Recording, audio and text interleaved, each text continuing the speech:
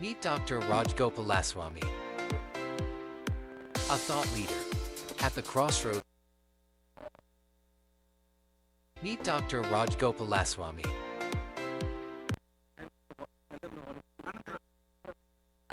If we could get the volume increased a little bit, that would be nice.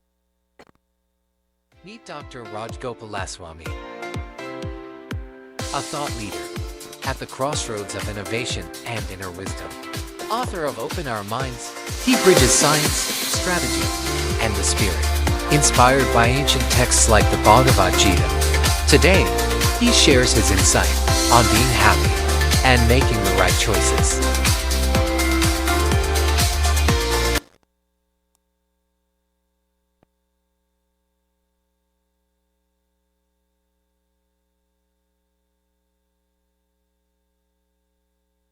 Meet Chitra Banerjee Divakaruni.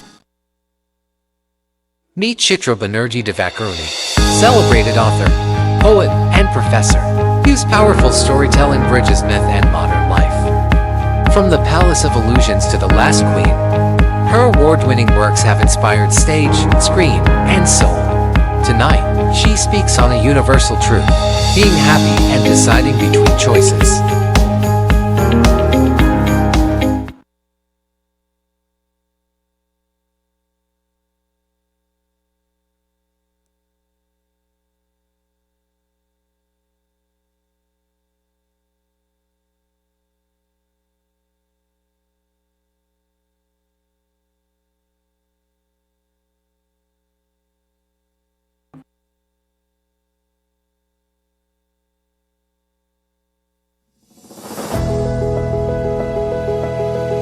Meet Rajesh Sangamidu, a seasoned yoga and meditation coach with over 30 years of experience.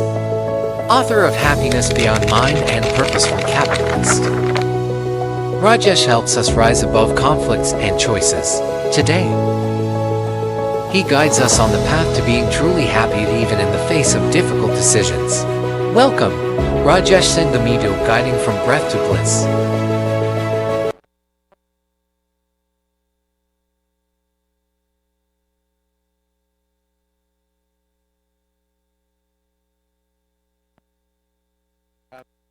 We'd also like to quickly introduce our two esteemed moderators. So we will first have Mr. Arjun Ramsundar, who has been an attendee of the Meenakshi Temple in Pearland since the age of 4, growing up deeply rooted in Houston's vibrant Hindu community. He is a lifelong participant in the Hindu Heritage Youth Camp and has spent over a decade as both a camper and a counselor, where he also has the joy of meeting his wife. Through these experiences, Arjun developed a commitment to preserving Hindu Dharma while making it more accessible, inclusive, and meaningful for the next generation of youth navigating both modern and spiritual worlds.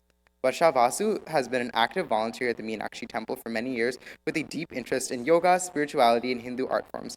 Varsha is the founder and director of a 501c3 performing arts nonprofit called VAH that has enabled 130,000 meals for hungry families while featuring over 400 performing artists worldwide.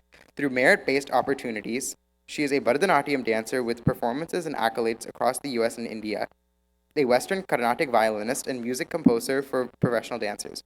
She worked in AI consulting prior to currently pursuing medicine at the Baylor College of Medicine. Let's give it up.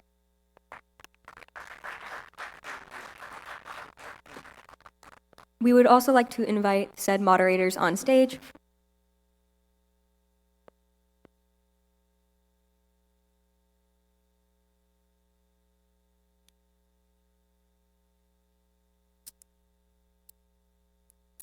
Would the panelists please also come and take a seat over here? Is there only one mic? Okay, one here for the panel. Yeah. Please. It's on.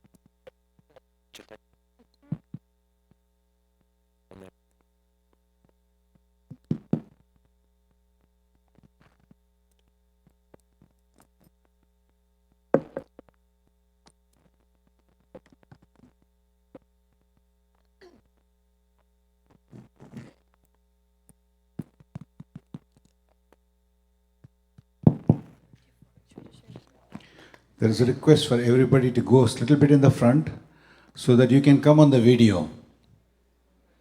If you're way behind, it will be like me. You will never come on the video. This is just like college. Everyone wants to sit in the back. So just like I say to my students, please come forward, because the people who sit in the back, I'm going to ask you questions. I'm going to make you stand up and talk. Yeah, that's perfect. Okay, hi everybody. So as the session name is said, being happy and deciding between choices, what we're going to do is we're going to walk through some dilemmas that these panelists have written about in their books. We're going to go through one by one. We're going to ask some thought-provoking questions, and then we're going to be going into breakout sessions similar to the prior session before. We're going to discuss these dilemmas, and then we're going to come back, and I'm going to make sure one person from every group volunteers and summarizes what the group talked about, and then we'll come back and ask the panelists their thoughts, and then that should be the entire session. So with that being said, we are going to start with Mr. Sengamudu. Your first dilemma, would you mind discussing a little bit more? Yeah, thank you. Okay, this is from a story what I've written. I hope you can hear me, right? Okay, called No, they're saying. Okay, can you hear me now? Okay. So this is from a story that I wrote called Bella Bevu. Bella Bevu stands for jaggery and neem flower. Okay. So Aarti, excited, and I used, thanks to Arjun, I used ChatGPT to summarize that story here. Aarti, excited for the Ugadi, the Hindu New Year, rooted in astronomical tradition, sends a festive message to her work group chat. Ugadi, symbolizing new beginnings and marked by celestial movements, has always held a special place in her heart. She fondly recalls traditions from her hometown of Davanagere, especially eating Bella Bevu, jaggery and neem, to embrace life's sweet and bitter moments. Now, living in the Bay Area, she misses the essence of home, but still cherishes the festival.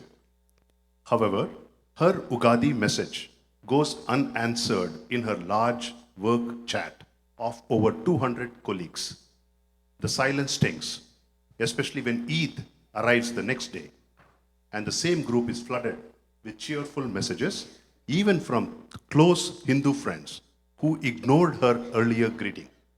Aarti isn't upset by the Eid wishes. She genuinely joins in, but the contrast makes her question whether her culture is seen as less familiar or unfamiliar. She wonders if people are truly inclusive or selectively so, and if some Hindu colleagues have distanced themselves from their roots. Though her mind races with questions and disappointment, she ultimately reflects with grace.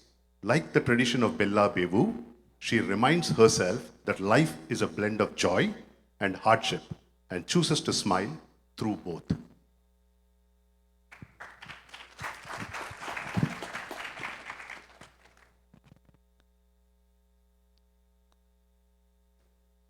So, as some of you know, I've been writing stories for a long time, stories, novels, other things. And one of the things I try to do in my books is to present life in its various forms and questions and challenging moments that people come up with. And I write three kinds of books: books that are based in today's life, both in India and in the United States, books that go way back into our past, into the epic times, where I retell some of the epic stories from the point of view of major women characters, like in the Palace of Illusions, which is based on the Mahabharata, and the Forest of Enchantments, which is based on the Ramayana. Or I write historical tales based in India's history. And again, they are also looking at challenging moments that help the characters to grow and think about their lives. In books like The Last Queen, set in the 1800s, and Independence, my newest novel, set during India's independence struggle. These are examples. Many of my books focus on the women's voice, but also, of course, look at the roles that men play in helping them make these choices. One of the reasons I love fiction is because it presents us with characters that we can empathize with, No matter where they come from, characters whose problems we can feel deeply and compassionately in ourselves and think about in terms of our own lives and what we would do in the situation. And that's why I'm going to give you a couple of stories, hoping that you will do that with the characters and situations that are presented to you. So I'm going to talk about the first one. It's from my short story, Doors, from my collection, Arranged Marriage. In this story, the American-born protagonist is faced with a long-term guest, the best friend of her India-born husband, and this guest just does not understand her need for personal space and privacy. She expresses her discomfort to her husband, but he becomes defensive and tells her that, quotes, guest is God, an important Hindu/cultural value. He refuses to listen to how she feels and says that she has become overly westernized. And my question to you during the breakout session is, what would you do if faced with this scenario? And you can choose to be any of these three major characters.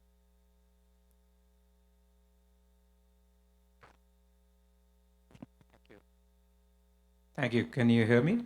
Okay. Okay. This is kind of a really a true story, just a contrast from what Chitraji just talked about. Three of our neighborhood kids went to college at UGA. They're not from Houston, so I live in Atlanta. So the Bulldogs. And were told by their friends about sin and Christianity and how you can atone for your sins through confessions on your path to salvation. And then came the question, so what do you guys do in Hinduism? How do you get rid of your sins? How do you wash them away? Which of your thousands of gods will forgive and forget? How does it work? All three girls who I've known since their kindergarten could not answer these questions. And they felt ashamed that they could not give a fitting answer and came back in silence. How to answer these questions? How do you go about learning what it means to be a Hindu? How would you respond? Let's explore these questions, and I'll tell you what actually happened after this.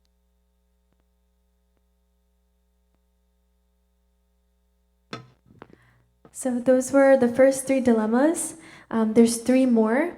Just pay close attention to them, and then everyone will be breaking out into a total of 6 groups, and you'll be assigned one of the dilemmas to discuss. So for this one, some questions that you want to keep in mind are, what is your understanding of how Hinduism views sin and forgiveness? How would you explain it in a way that connects with someone unfamiliar with Hindu thought? And does Hinduism require confession, or is the approach different? So that's the one for Dr. Gopalaswamy's story there. And just to touch on the earlier 2 dilemmas as well, the first one with Bella Bevu, the 3 main questions would be, what is the conflict that Aarti had in the story? Would you be upset about the lack of acknowledgement in the group chat? And 3, would you try to change the status quo, and what would you do? And the second one, about the being too westernized. What defines what is too westernized? That's a question that you should take away and ponder over. How do you decide whether a change is growth or a loss of identity? And can cultural criticism sometimes hide deeper personal fears? Okay, so those are the first 3 dilemmas.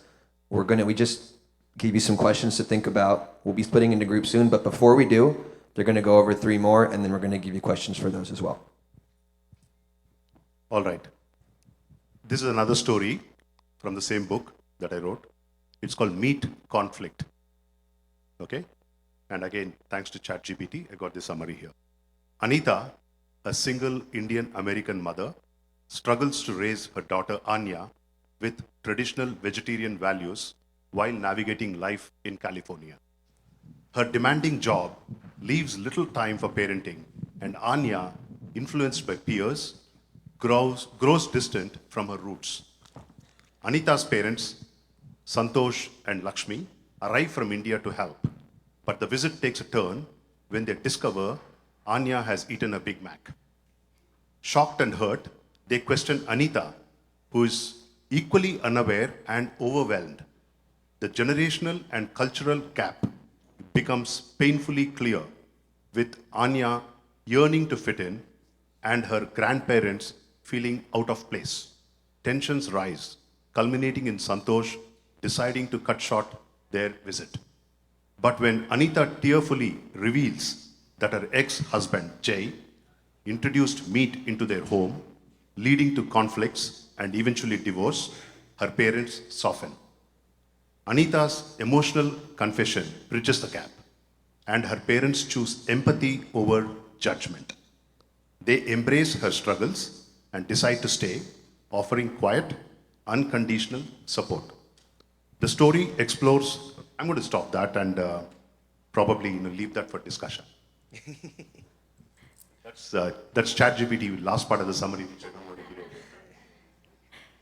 So the 3 questions that everyone can keep in mind are: were Anita's parents justified to want to go back because their granddaughter Anya was eating meat? Number 2, did they have to forego their principles to support Anita, who was obviously struggling as a single parent with loads of work? And third question, what would you do in this situation? So, the second dilemma that I'm presenting you with comes from my novel, Before We Visit the Goddess. It's a novel in stories, and actually the title story, Before We Visit the Goddess, is set partly in our Meenakshi temple here. So I'm very happy to be presenting this right here under the eyes of Mother Meenakshi. In this novel, a marriage breaks up and there's a lot of resulting bitterness. The wife, who has lived a very traditional Indian life, takes it particularly hard. Their college-going daughter, an only child, is distraught. She feels that her parents have failed and that they have failed her. As far as she was aware, they had done, quote unquote, everything right and followed all the Indian rules. Why did things go so wrong? Because it is extremely painful for her to confront these changes, she cuts herself off from both parents and the community, and this results in many problems in her life. And obviously, I want you to think about it. Put yourself in the place of the different characters. Thank you. So the questions to keep in mind for that one are: how can young adults reconcile when family expectations or ideas fall apart? What does Dharma ask of us in emotionally painful situations? How can we stay connected to community and culture even when family dynamics shift? So that's for the 5th dilemma, and we will wrap up with Dr. Gopalaswamy's last one. Thank you, Arjun. So, it gets more and more interesting. Your friend comes up to you, let's say a Caucasian or black or non-Indian origin person, and says, "Hey, I heard about your caste system and what a mess that is. How do you Hindus deal with it? And by the way, what caste are you? Do you practice it? What do you think about the caste system?" How would you answer this question from the perspective of a practicing Hindu? Do you question yourself, and do you challenge your parents and others and maybe yourself about the caste system and its frailties? Let's discuss this. I'll also share my perspective, what I've learned over the years, and of course, what the Gita says about it, and how we may be able to tackle this as we go forward without having to walk on eggshells all the time on this one. Thank you. So 3 guiding questions to think about. How do you personally understand the caste system today? Have you faced discomfort in explaining or responding to this issue? And how can we stay truthful and self-aware while also being proud of our tradition?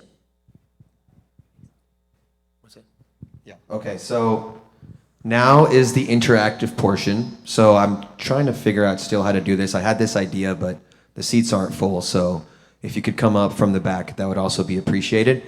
For every other row, starting with the first row, just turn your seat directly around, and then that will become one group on one side of the aisle. So these first 2 rows here are going to be doing dilemma 1.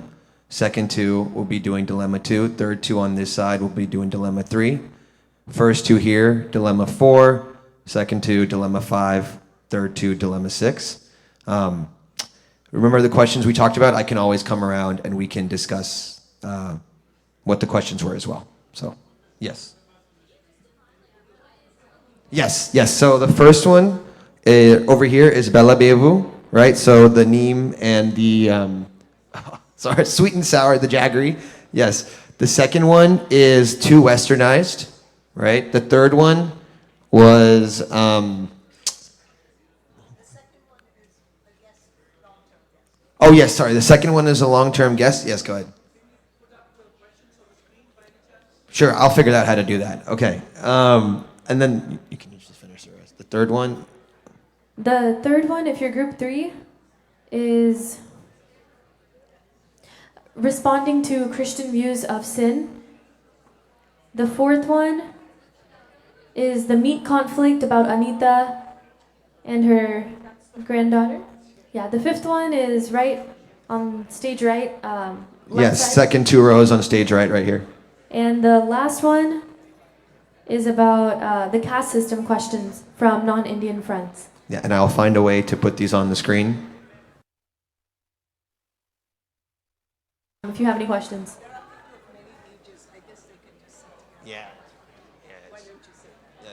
If you find a certain dilemma more intriguing than the other, and you feel free to go to that group as well. Yeah, we'll go. Yeah, cool. And we're doing this for people of all ages, so you can join the groups and share your point of Oh view. yes, and then if you guys want to go between your groups So as well. this is Bella Bevu, right? No. Bella Bevu, and then this is meat conflict. Okay, I'll get here. Yeah, and then your 2 are the middle, and then you're the last. The last 2, yeah. On both sides. Yeah, both sides of the aisle. Yeah.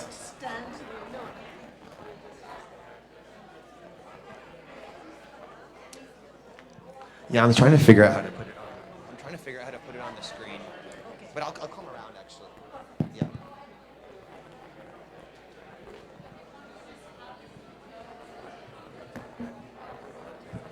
We're going to do this for 10 to 12 minutes, and then we'll come back and hear the panelists' point of view. Yeah, okay.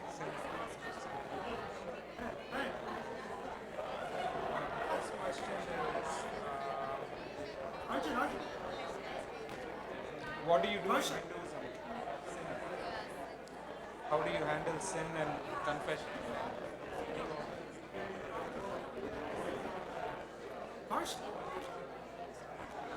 You can assume that, if you feel, how would you get off? Because confession, and then you have sin. How would we?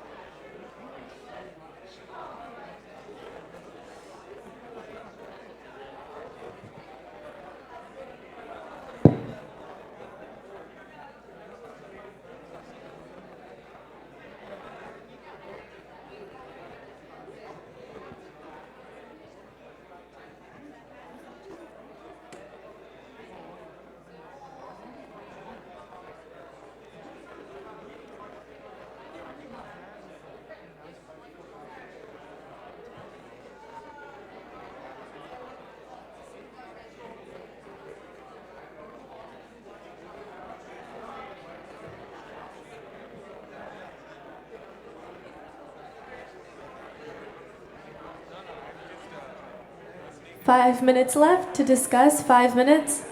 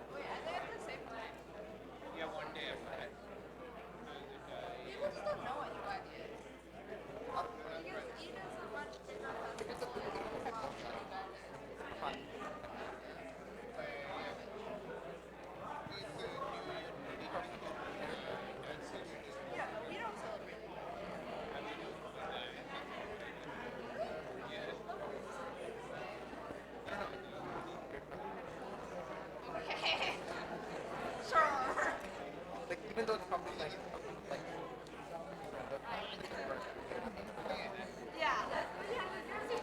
yeah. All right, one more minute, and then we're only picking half the groups due to time constraints. So just be ready.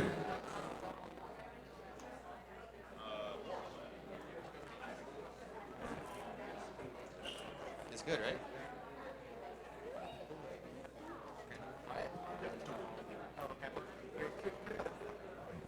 Okay. Okay, and it's one more time. What was the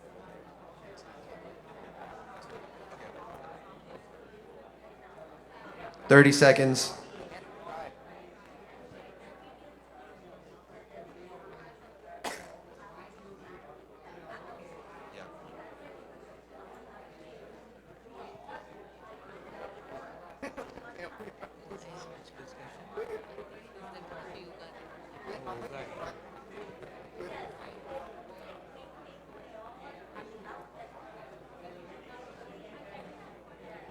Okay, time. We're going to go around now. Excuse me, everybody. We're going to go around now randomly to 3 out of the 6 groups for time purposes. And we're going to hand the mic to someone random. And you're going to tell us what your group said. So. Okay, we're going to group 1 first. Group 1. Yep. Is everyone ready? Is everyone paying attention? Yeah, after. Okay, maybe No, this, they're just going to speak. we'll do a couple seconds to wrap up. Yeah, all of us will go like this. Okay, so we have someone from group 1 who's about to talk. We would prefer, in the spirit of youth convention, for a youth representative to talk about what the whole group has discussed. Yes, every group. Can we get discussed everyone's one. attention, please? Thank you. So talk about the different perspectives that your group had. You don't have to say one answer, but make it short. Try to keep it under 15, 30 seconds. Okay.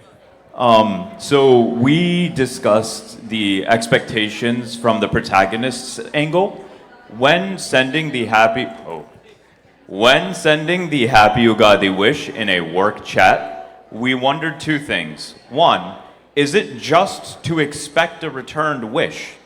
After all, if you're wishing someone, do they have to return it? Maybe, maybe not. Number two, it was a work group chat. Let's focus on work. These were the two things that we largely discussed. There was a sentiment of if you love a festival and you have a specific relation to it, great, share it with the world. But just because you shared it, no one has to reciprocate. Address it that way. It's one for all. Thank you. Well said.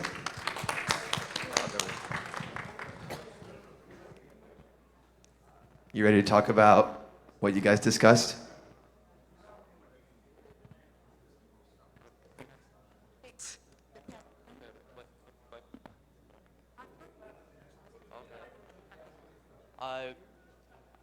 Hello, can y'all hear me?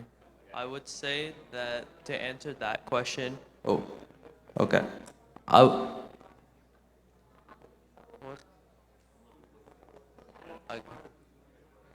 am I saying? Oh no. Okay, we had story number 5, which was about how a child should react when her parents get divorced. The first dilemma that we talked about was how this is a scenario where the family unit has been broken, and that is something that can cause a lot of stress for the child. What we discussed in particular was the importance of making sure that the child and the family unit relationships stay intact, even though the parental unit is no longer one, it's 2 separate units. And so that requires reciprocity on both ends, as the child is a college-age student, to show that there's still care and love within those bonds, whether it's that separately, the mother and the child and the father and the child, rather than as a group of the parent.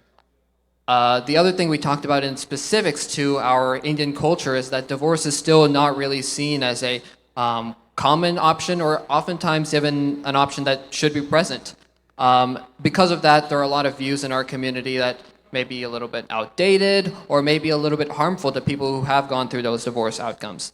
For that, it does require that we ourselves open our hearts, but also that the people who go through that recognize that sometimes the culture might not be as open to what has to happen in order for some of the healing to happen, but that it's still necessary to reach out and maintain those relationships. Thank you. That was some great discussion. Okay, last group, we're going to have one representative.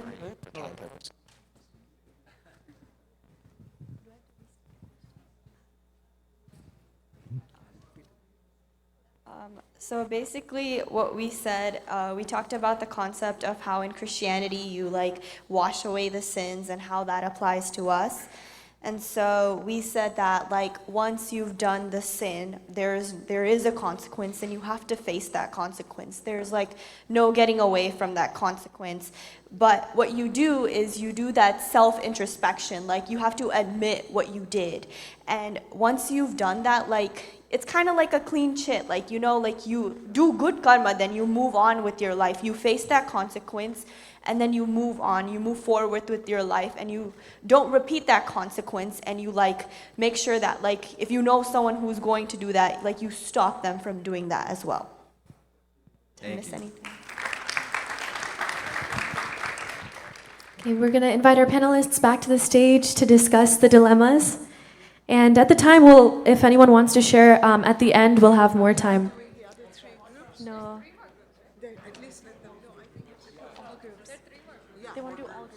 We cut them out for time purposes.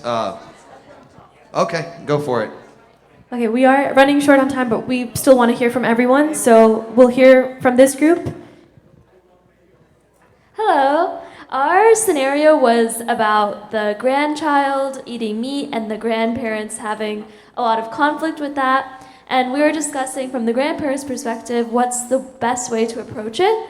And also how can the mother and the daughter also facilitate understanding.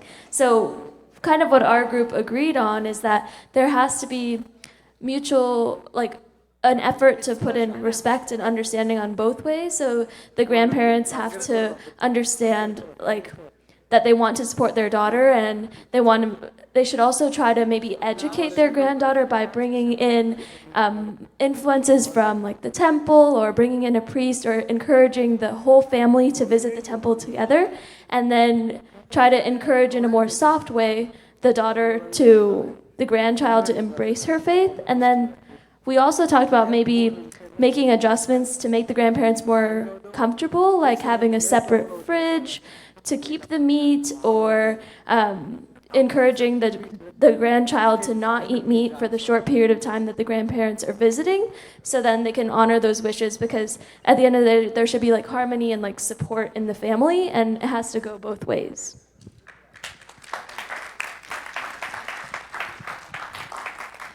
Thank you for that beautiful response. So our question was about westernization and when does westernization go a little too far? And so one of our things was about the husband and wife. So the wife was born up in the USA, and the husband came over from India, and they had a problem with their guests kind of overstaying their welcome and just doing a little too many things. So one of our solutions for this situation was for the husband to help out, because usually in most households, the wife's doing most of the cooking, taking care of the guests. So one of our solutions was to have the husband come in and actually help cook a lot of the meals, help with a lot of the daily housework, and come to a compromise and solution where both of them agree. And we did have two types of separate opinions from our group. One of our group said, hey, the wife is right, she should just kick the guest out or tell him to find a hotel or something like that. And then the other side said, no, this is Indian values, we should always treat our guests great, and we should keep them in the house.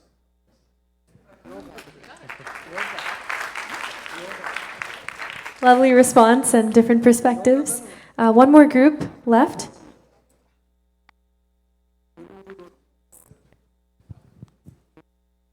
Thank you.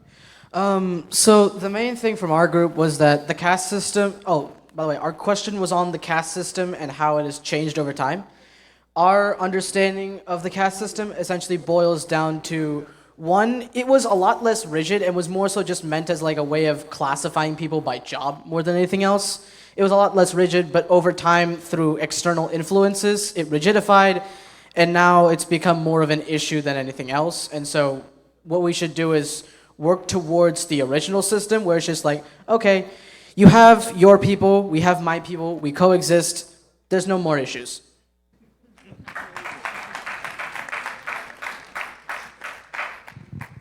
Awesome. Thank you all so much for sharing your beautiful perspectives and discussions. So we're going to hand it back to the panelists, and we'll hear a little bit from them. Yes, and just remember as well, everybody here is an author and their works are available. Actually, Rajesh Sengamudu's book, Desi Dharma or Dilemma, is actually available for purchase right outside, and all of the proceeds actually come back to the Meenakshi Temple. So do with that what you will. Yeah. We want to hear from the panelists briefly, just one, less than a minute each on each dilemma, and then we'll conclude. Yeah. Okay.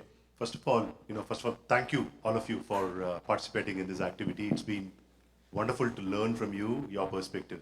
Actually, is there any group that has said that there is unequivocal, one single answer for any of the dilemma that you had? It's not there. There's one thing that I heard in one particular group, I don't remember which one. The whole idea is that, and I'm paraphrasing what they said. The whole idea is, whenever there's a conflict or a dilemma, the dilemma can be solved in multiple ways. There's no one single way to solve the problem. And that is what is the dharma way of solving the problem. And the dharma way of solving the problem, when you look at it, when you say, okay, what is it that I can do in that situation that is going to be helpful for many, not just for me, okay? And take a decision on that. Then the dilemma, although it may be difficult to execute the dilemma, like in that case of the guest situation that we talked about, you would find that issue, or the meat conflict situation, okay? The parents come in to support their daughter, and then they get into a situation that they don't like. But at the same time, they know they have to support their daughter, okay, who's struggling, obviously. So now if they leave their daughter and go back, what are the chances that their granddaughter will continue eating Big Macs? Okay? And if they stay, what are the chances that their granddaughter will actually may or may not stop? Where is the most probability? What is the right thing for them to do? They have to think that way. Okay? And second thing is, there is no one right answer from every person for everybody. I think when Dr. Mark was saying something, okay, there's something for everyone and everything for someone and something like that. You said in the morning in your that struck in my head, and that's the whole idea of dharma is. The dharma is basically saying that okay, in your situation, what is the right thing that you could be doing is dependent on your mindset and what role you're assuming in that particular situation. So it's always dependent on the role what you're executing as well. Thank you. So I was actually very pleased to see that for both of my questions, the one about the divorce, the one about the long-term guest, people came up with multiple answers and there was a healthy discussion, because I think that's very important when we are trying to solve a problem in our lives. As you said, there's not just one answer, but there should be an answer that you've come to after having thought through it carefully and compassionately. Compassion towards the other person and some self-compassion. And I think, one of the things that I have learned from our Hindu spiritual texts, especially the Bhagavad Gita, is that compassion is very important. Lord Krishna is full of compassion for Arjuna and therefore for all of us. And he puts up with many of our mistakes and explains wrong understanding over and over to Arjuna. So I think if we come with, carefully examining our lives, being compassionate, and thinking about what's the best thing in the whole situation, we can go right in many different ways. So I'm so glad that you guys had such a great discussion of these problems which are becoming more and more common in our community.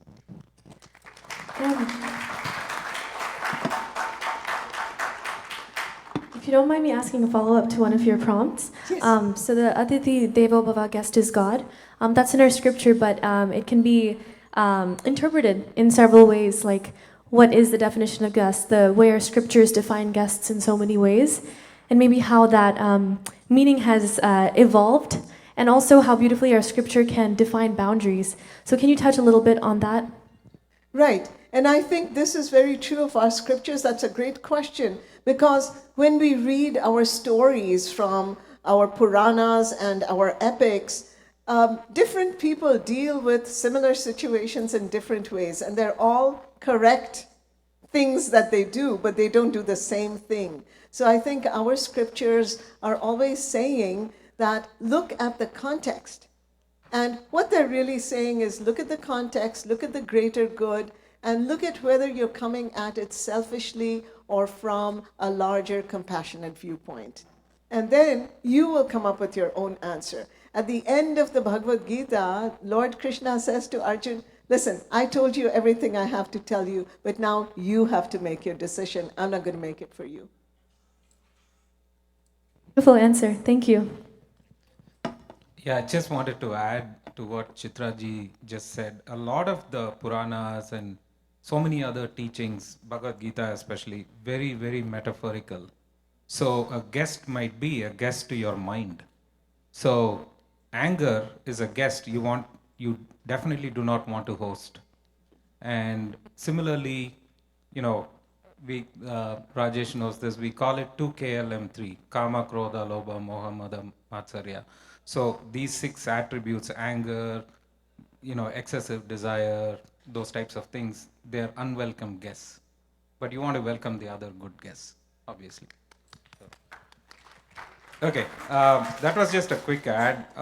But I do want to, in the case of, how would we respond to sin as well as the caste system, beautiful discussions. I also learned a couple of different interpretations that you all were making, so hats off to that.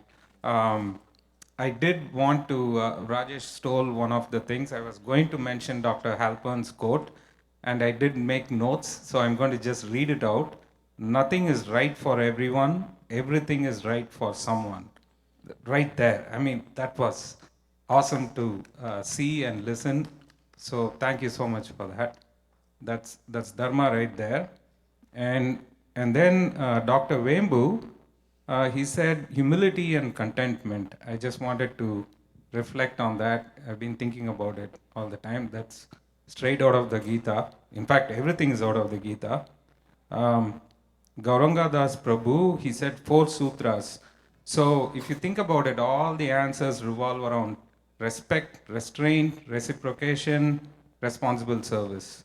So those 4 sutras, and the last one is a little bit of out of my own little reflection here. Take the time to express your CPU.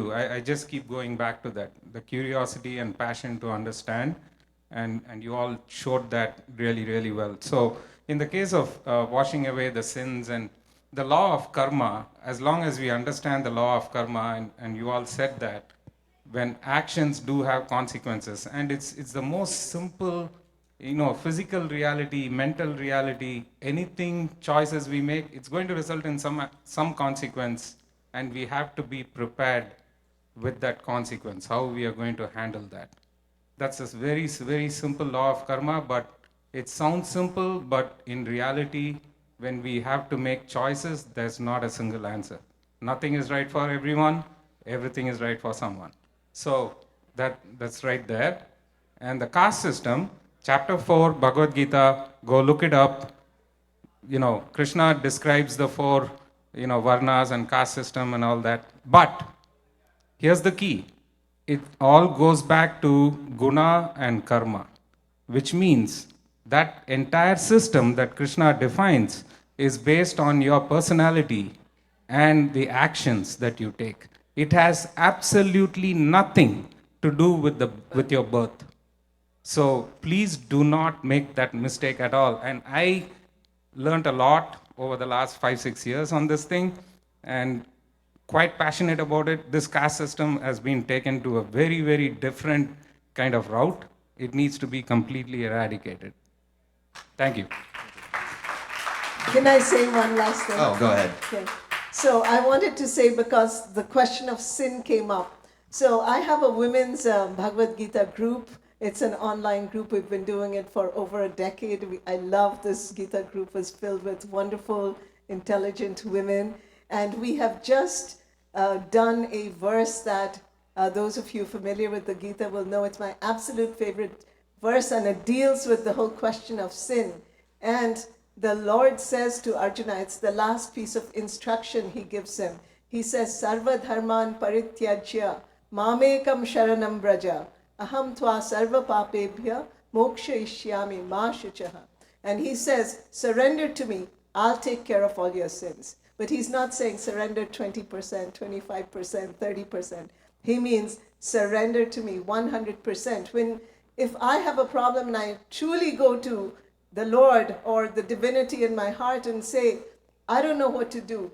Okay, I've done some bad things. You take care of me. You guide me. I think that inner divinity, that inner intelligence will tell us what to do. And that forgiveness is greater than any sin that I could at least think of occurring in my life. So just wanted to share that with you. Very well done. Thank you so much. Can we get a round of applause for the panelists, please? They came from very far to be here.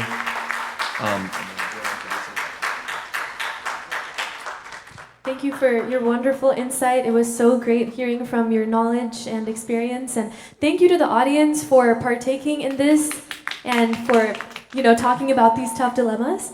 We now have the amazing Mrs. Ranjana Narasimhan and Mr. Tupul Narasimhan who will be felicitating our guests. No, we're just going to hand out. That's all.